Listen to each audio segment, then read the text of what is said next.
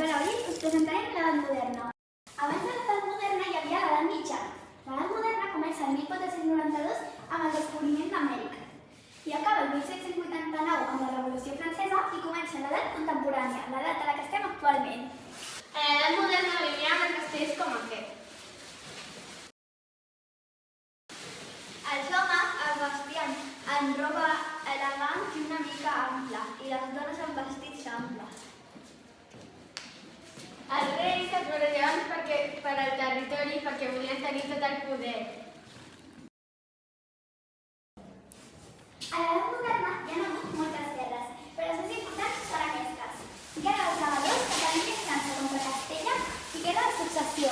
Van disputar el front i van participar diverses nacions europees.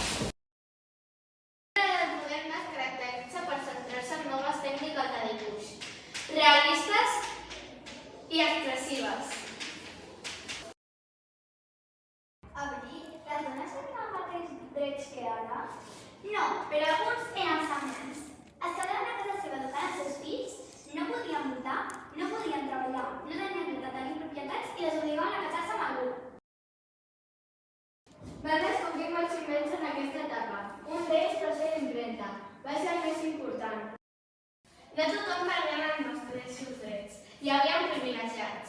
Rei, noblesa i clergat. Hi havia no privilegiats, la resta de la població. També van aparèixer alguns personatges que actuaven al marge de la llei, com els bandolers, els corsaris i els pirates. Però no us imagineu com són els pirates típics de pel·lícules. Avui en dia robaven barcs dels bots. Com era la política, Paula? Hi havia molts tipus de política. Monarquia, el poder d'un. Aristocràcia, el poder dels millors. I república o democràcia, el poder del poble. Esperem que us hagi servit i agradat aquest documental.